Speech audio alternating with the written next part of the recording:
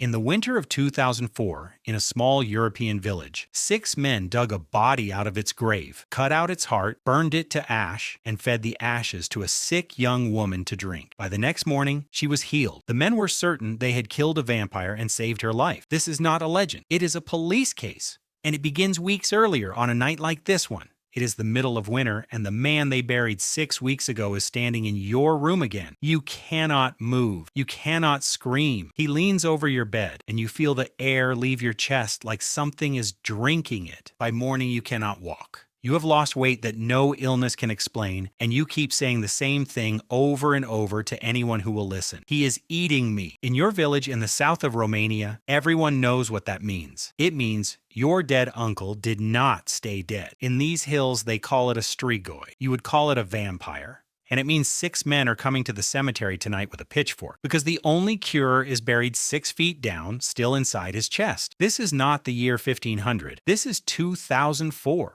His name was Petre Toma, 76 years old, buried 6 weeks earlier after a night of drinking threw him off his own cart and under his own horse. An ordinary death in an ordinary village of 700 people in southern Romania. But the dead do not always agree to stay buried here. Within days, a young woman in his family stopped eating. She stopped sleeping. She screamed that a dead man was sitting on her chest, crushing the breath out of her.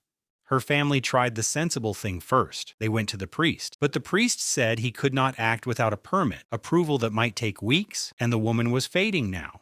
So the family turned to the old ways, because in a village like this, the old ways are always right there, waiting. Every man in Marotinu de Sus had grown up knowing how to kill a strigoi. It was not something you read in a book. It was passed down, father to son, for centuries, whispered around kitchen tables on nights exactly like this one. And on this night, the men gathered around one of those tables, poured the plum brandy, and talked until midnight. By the time the bottle was empty, they had agreed. Petre Toma had become a strigoi. But before you burn a strigoi, you have to be certain he is one. And there is only one way to be sure. At midnight, they climbed the cemetery wall and began to dig. The body had been in the cold ground for 6 weeks. They expected a corpse. What they found stopped their hands. His face was not gray. It was flushed, almost red. The face of a man who had been drinking. His beard looked longer than the day they buried him. At the corner of his mouth, there was fresh blood. To the men standing over that grave, this was not a nightmare. It was proof. They did what the old stories told them to do. They drove a pitchfork into his chest, split the rib cage open, and the man who reached inside would later swear to a journalist that the heart was still soft and still moving when he pulled it out. They carried it to a crossroads, where the roads of the living and the dead are said to meet, and they burned it down to ash.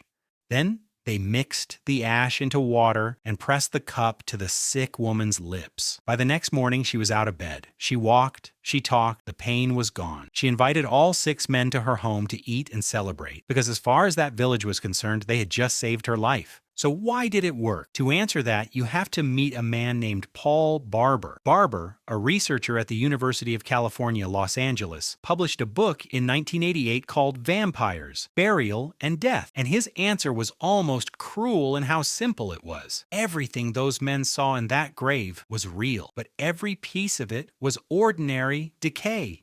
Here is what happens to a body in the ground, and it is worse than any ghost story. Sealed in cold earth, a corpse fills with gas. It bloats. The skin stretches until the dead man looks plump, well-fed, almost alive. The same pressure forces a dark red fluid up from the lungs and out through the lips. That is the blood they saw. And the beard that seemed to grow, that is only skin, shrinking back from the hair as the body dries. The men were not lying, and they were not fools. They were reading a real page in a language nobody had ever taught them to read. The vampire Barber wrote was the best story frightened people could tell over an open grave, for a thing science would not explain for another 100 years. But if you think this is just a Romanian problem, a scrap of old superstition stuck in one poor village, you are about to be very wrong. Cross the ocean, Rhode Island, not 1500, not 2004. The year is 1892. A family named Brown is dying of tuberculosis, one after another, while the doctors stand there helpless. The neighbors reach a conclusion. One of the dead is feeding on the living. The town doctor, Harold Metcalf, and a newspaper reporter walk to the cemetery and dig up a 19-year-old girl named Mercy Brown, dead that winter. Her body looks too fresh. There is still liquid blood in her heart, so they cut out her heart and her liver, they burn them to ash, they mix the ash into water, and they feed it to her dying brother.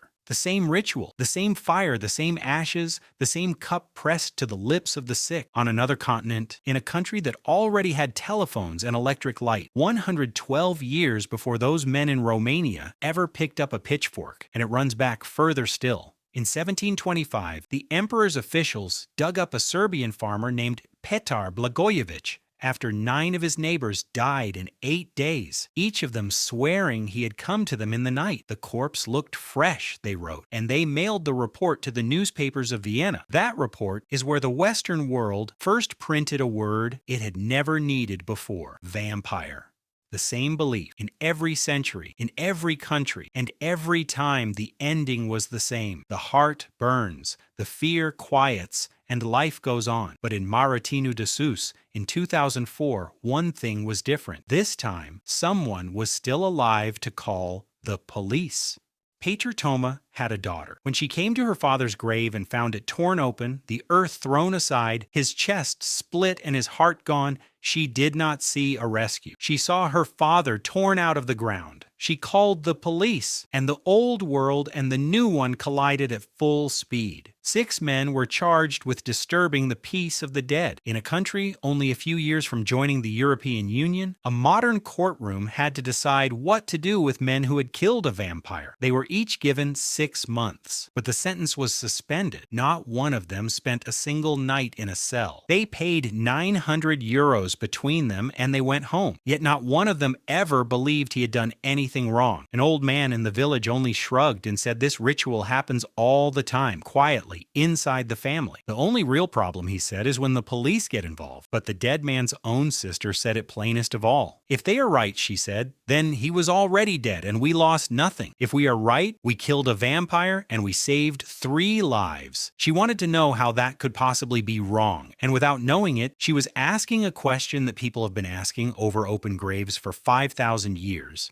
For almost all of human history, we were terrified that the dead would not stay dead. We buried them face down so they would dig the wrong way. We weighed their bodies with stones. We put iron in their mouths and thorns across their chests. We burned their hearts, and we drank the ashes. We told ourselves it was superstition. Then we told ourselves it was science.